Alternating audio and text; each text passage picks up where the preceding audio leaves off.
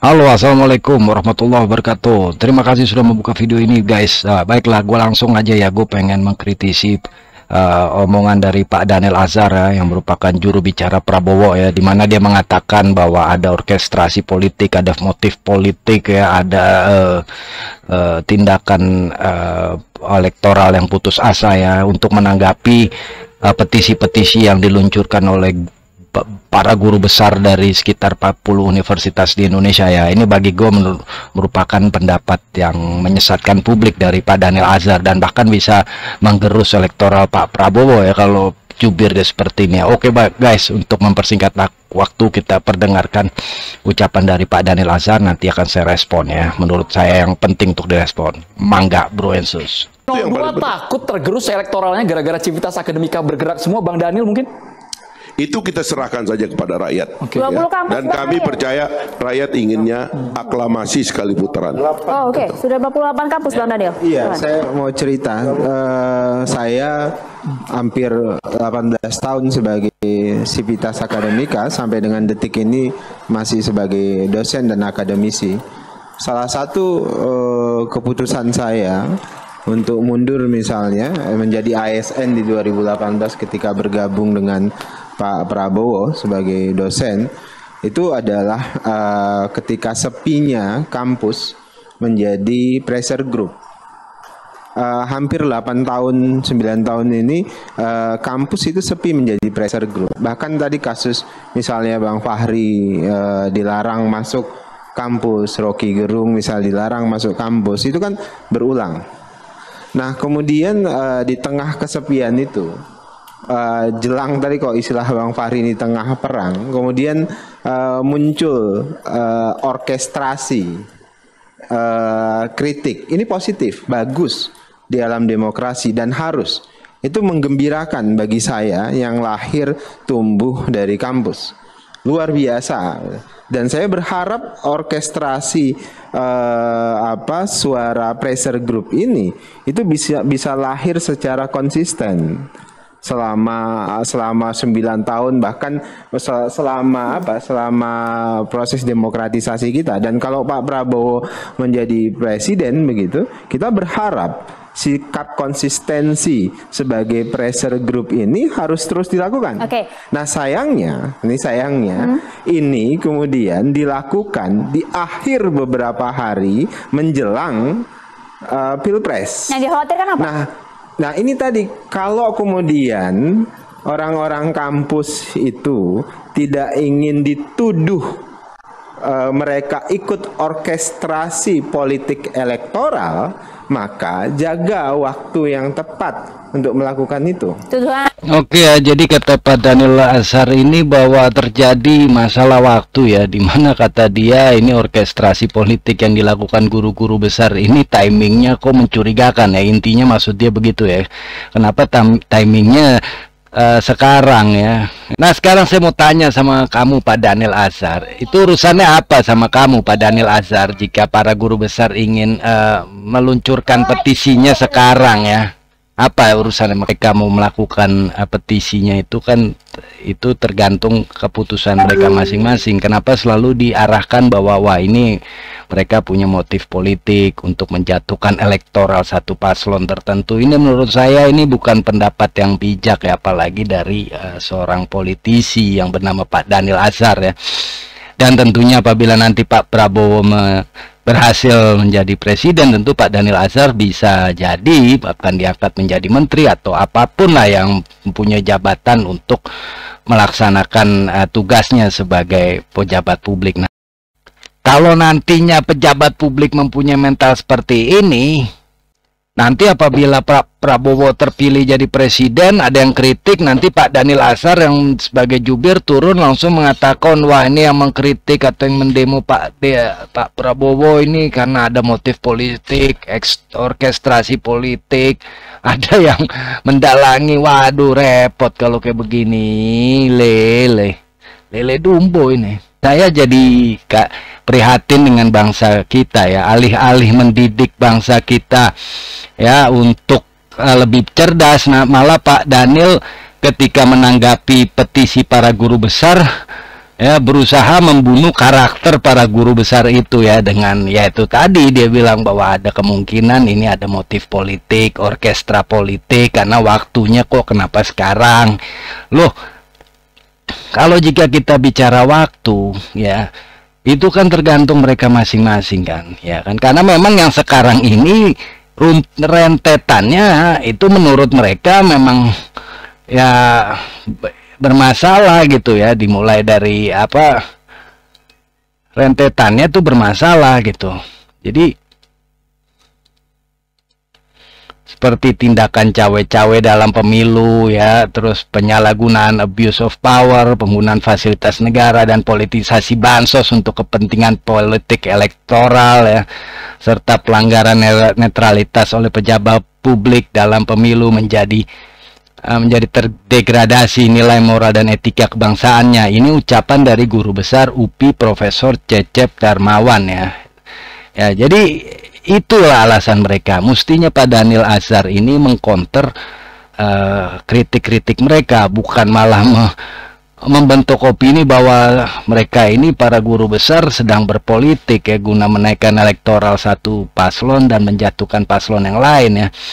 Namun bicara mengenai waktu ya, tadi kan Pak Daniel mengkritik bahwa wah ini waktunya sudah menjelang pemilu ya kan, oleh karena itu ada dugaan pasti ini berpolitik. Nah sekarang kalau kita mengatakan waktu ya, sekarang kita bisa bertanya kepada Pak Daniel, kenapa penyaluran bansos itu tidak dilakukan pada bulan April atau Mei ya, atau mendekati tahun ajaran baru ya, namun malah diberikan di awal tahun. Ini waktunya juga gimana ya? Jika kayak begini caranya, wajar nggak jika rakyat bertanya-tanya dan mengkritik kenapa bansos ini diserahkan di awal tahun, ya kan?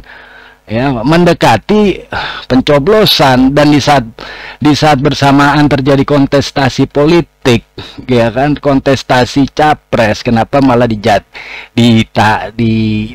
dikeluarkan bansos tersebut di awal tahun yang seharusnya April dan Mei, dan lagi yang menyalurkannya bukan Menteri Sosial, dan pembagiannya bukan berdasarkan data dari Menteri Sosial namun berdasarkan penduduk yang padat ya. Ini kan jadi menimbulkan tanda tanya besar bagi orang yang memang kritis, yang punya kualitas cara berpikirnya. Nah ketika orang-orang ini bertanya kok langsung diarahkan wah mereka ini punya motif politik, mereka ini tujuannya ingin menjatuhkan elektabilitas satu paslon dan ingin menaikkan paslon yang lain. Ini menurut saya apa ya, tipikal politisi yang memang mungkin dia tidak bisa berpikir lebih jauh selain hanya berpikir buruk tentang orang yang mengkritiknya ya, dan ingin membentuk opini bahwa orang yang mengkritik kami adalah bukan orang yang mempunyai tujuan yang ikhlas, namun memang tujuan para pengkritik itu adalah karena ada backing di belakangnya yang memang digerakkan untuk menjatuhkan. Ini bukan logika yang bagus ya. Ini disebut pembunuhan karakter ya. Jadi yang dibunuh itu bukan kritikannya, namun orang yang mengkritik. Ini lagi-lagi ya tidak pantas dilakukan seorang politisi ya. Seharusnya politisi itu mencerdaskan rakyat ya, dengan maju ke depan dan menunjukkan, oh tidak benar terjadi masalah pada demokrasi kita. Itu tidak benar, dan karena argumennya adalah begini. Ya kan, itu kan rakyat ketika membaca itu atau mendengarkan perkataan Pak Daniel itu kan jadi terdidik ya. Bukan alih-alih wah ini ada orkestra politik ya, karena begini. Aduh itu mah basi menurut saya. Itu sama sekali tidak mendidik ya, itu malah mendegradasi dan mengkerdilkan para guru besar ya. Memang mereka ini mempunyai daya kritis yang tajam ya. Baik, kita lanjutkan lagi. Ini by design, jadi nggak salah kalau kemudian muncul dugaan bahwasannya ini adalah orkestrasi politik elektoral yang sedang dilakukan oleh sekelompok akademisi yang memang punya tujuan pressure for elektoral. Kenapa? Karena begini, kenapa saya sebut orkestrasi elektoral dalam rangka mendelegitimasi pemerintah? Kenapa begitu? Karena asumsinya dengan cara mendelegitimasi pemerintahan Pak Jokowi, harapannya itu bisa menurunkan elektabilitas Pak Prabowo dan Mas Gibran. Anda perhatikan ya orkestrasinya di awal.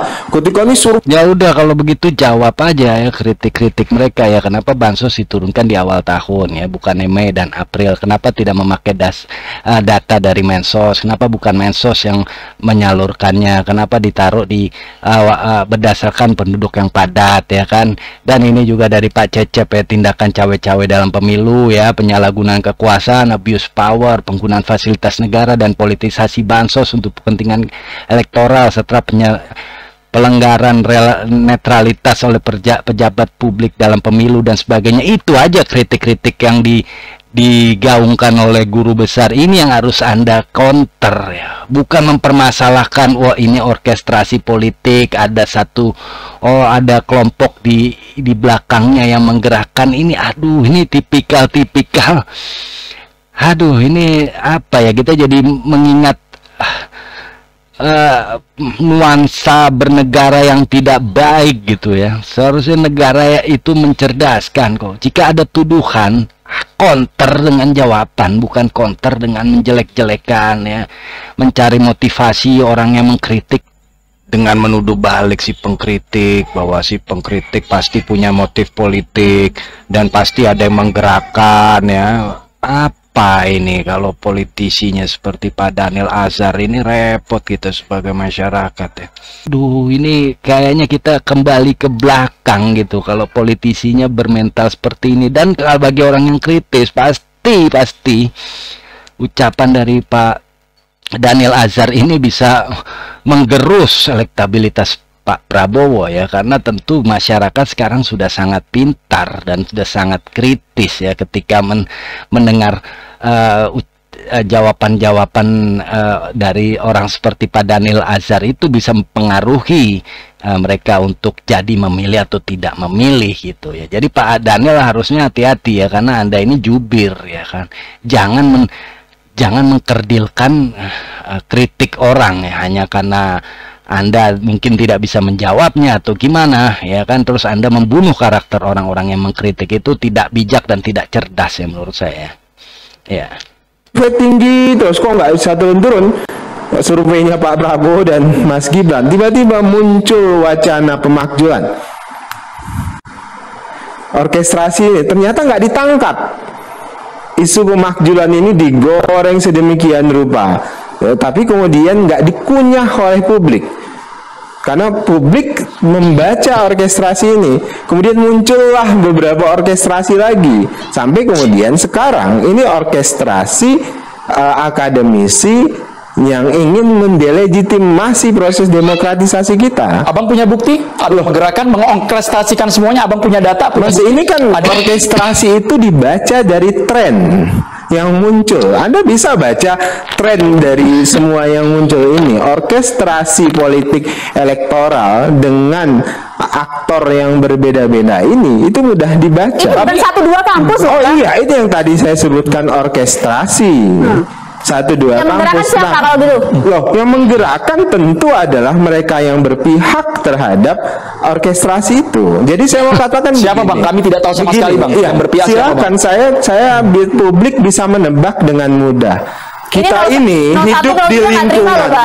Ini menurut saya Pak Daniel nih ya seperti orang lantur, ngomong nggak jelas, muter-muter. Ada orkestrasi politik, ada orang di belakangnya ya. Apa Pak? Bapak ini sudah membunuh karakter orang yang mengkritik. Sekarang Bapak melakukan tindakan lebih jauh lagi, mengatakan ada dalang di belakangnya. Tapi Bapak tidak menyodorkan bukti apapun. Ini tipikal politik macam apa gitu. Ketika menanggapi kritik langsung mengomong seperti ini benar-benar sungguh memalukan ya. Dan satu lagi, tadi dia menyinggung bahwa survei Pak Prabowo selalu naik, yang meskipun ada kritik-kritik sana sini ya. Ini survei ini sekarang saya mau tanya sama Bapak, ini survei ini siapa yang membiayai ya kan? Transparansi dari survei-survei ini tuh bagaimana kita mengetahuinya? Bahkan Pak Prabowo waktu 2019 itu mengatakan jangan percaya survei. Kok sekarang Bapak percaya, ya kan? Ya kan, survei ini transparansinya apa, ya kan? Apa, siapa yang membiayai, yang disurvei itu siapa, ya kan? Warga desa atau warga kota. Dan surveinya itu diadakan di mana, di wilayah mana? Apakah di wilayah yang memang merupakan basis atau memang penduduknya mayoritas mendukung paslon tertentu ya. Apabila diadakan di wilayah tersebut ya, maka wajar jika paslon tertentu suaranya lebih besar karena memang diadakan surveinya di wilayah yang memang mayoritas mendukung paslon tertentu. Itu yang harus Bapak pertanyakan. Ini lembaga-lembaga survei siapa yang membiayakan dan diadakan di wilayah mana? Ya, apakah memang di wilayah yang merupakan basis masa paslon tertentu atau wilayah yang netral ya?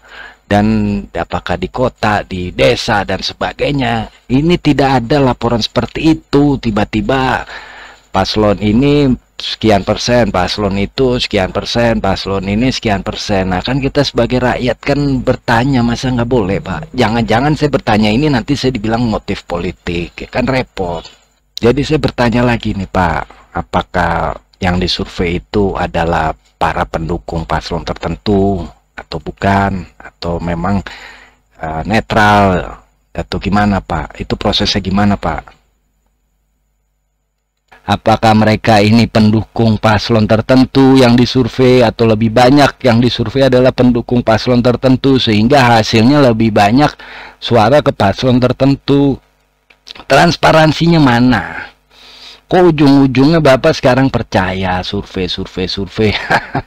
Dan yang pasti sangat menyedihkan ya bagi saya, kenapa kok politisi Pak Daniel Azhar ya, menanggapi kritik dari guru-guru besar ya, dan kritikannya pun jelas ada faktanya ya. Kenapa bukannya dikonter dengan data dan argumen yang mendidik masyarakat seperti saya dan masyarakat lainnya, malah menuduh macam-macam ya, menjawab yang ngelantur menurut saya ya, ada dalang di belakangnya, ada inilah itu. Gini gimana kita mau mendidik ya, mendidik masyarakat ya. Bang Fahri ini elit politik dan berhubungan dengan banyak kampus. Saya orang kampus dan semuanya di kampus. Kita tahu kok yang ngomong itu siapa, Anda berpihak kemana, Anda seperti apa, itu tahu persis. Jadi saya mau katakan gini, berhenti melakukan upaya tindakan elektoral yang putus asa. Ini adalah tindakan putus asa karena langkah-langkah keputusan asa itu kemudian dilakukan dengan cara-cara begini. Mas Pipin. Cara-cara apa sih? Apa yang salah dari cara-cara guru besar ini ya? Apa yang salah? Yang mereka utarakan itu jelas kok. Ya, yang mereka utarakan ya, seperti saya ambil kutipan perkataan dari guru besar UPI Profesor Cecep Darmawan yang saya kutip dari Detikcom ya. Dia mengatakan tindakan cawe-cawe dalam pemilu, terus penyalahgunaan kekuasaan, abuse of power, penggunaan fasilitas negara, dan politisasi bansos untuk kepentingan politik elektoral, serta pelanggaran netralitas oleh para pejabat publik dalam pemilu menjadi terdegradasi nilai moral dan etika kebangsaan ya, kata guru besar UPI Profesor Cecep Darmawan ya. Ya, ini yang Anda harus counter. Ini guna mencerdaskan kami sebagai rakyat. Dan juga kenapa data untuk bagi bansos bukan dari Menteri Sosial ya. Bagaimana masyarakat tidak bertanya-tanya jika yang dihadirkan adalah hal-hal seperti ini Pak Daniel. Baiklah, semoga video ini bermanfaat, dan terus terang saya agak emosi gitu dengan Pak Daniel ini yang seenaknya, seentengnya menarasikan ada dalang di belakangnya lah, ada motif politik lah, tindakan elektoral putus asa lah. Ini bagi saya hanyalah orang yang tidak bisa menjawab atau malas menjawab kritikan yang edukatif dengan langsung membunuh karakter para pengkritiknya. Semoga bangsa kita tidak dipimpin oleh politisi-politisi macam ini ya. Terima kasih sudah menonton video ini. Dan assalamualaikum warahmatullahi wabarakatuh. Sampai jumpa lagi di video-video saya berikutnya.